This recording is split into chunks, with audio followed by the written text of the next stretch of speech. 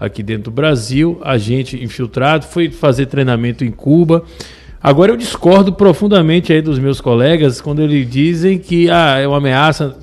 A ameaça dele já se concretizou. Ele tomou o poder sem ganhar a eleição.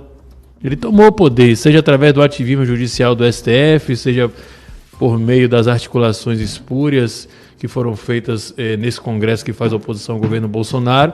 Mas o José Dirceu, ele manda no país. Principalmente porque ele tem ministros do STF que são subordinados a ele. Ele é o sujeito que fala, por exemplo, na cara do atual presidente do STF, que é o Fux, e chama ele xingou, não lembro qual foram os adjetivos, mas dos nomes mais baixos possíveis, e o cara não pode fazer nada, porque não passa de um serviçal dele, um serviçal do Zé Dirceu. O Zé Dirceu é poderoso, sim.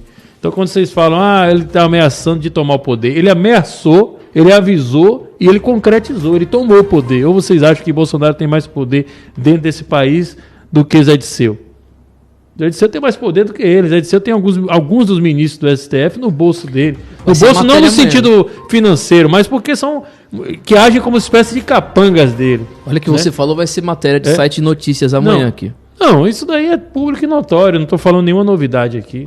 Não estou falando absolutamente nada que todo mundo já não sabe. Que se alguém não sabe disso, então realmente fica difícil, né?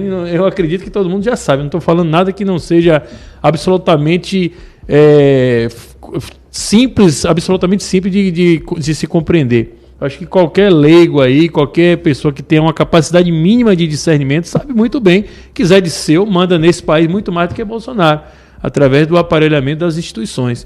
E o STF passou a tomar o poder, inclusive, a tomar as prerrogativas do Executivo, e é um fato lamentável de que Bolsonaro, infelizmente, acabou legitimando o poder que o STF não tem constitucionalmente ao simplesmente obedecer decisões absurdas. Decisões que não eram para ser obedecidas, né? E aí nós temos identificam um ponto de inflexão lá naquele momento lá da nomeação do diretor-geral da Polícia Federal, do Ramagem. Bolsonaro deveria ter peitado, deveria ter mantido.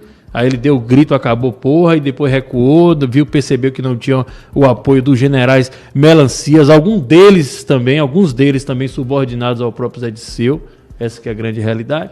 Né? Direta ou pelo menos indiretamente, né? Foram generais que foram promovidos nos governos tucanos e petistas, sob a aprovação dele.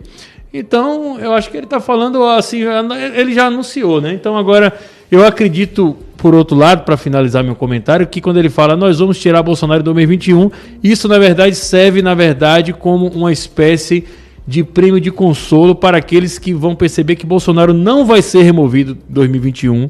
Pelo contrário, Bolsonaro vai cumprir o mandato dele, provavelmente vai até se reeleger se ele for candidato, mas também porque não é interesse do Zé Dirceu remover Bolsonaro do poder nesse momento. Ele não é mais obstáculo, muito pelo contrário. Ele já tomou o poder e, inclusive, a presença de Bolsonaro na presidência da República serve para anestesiar uma parcela significativa da nossa população que não sabe interpretar isso.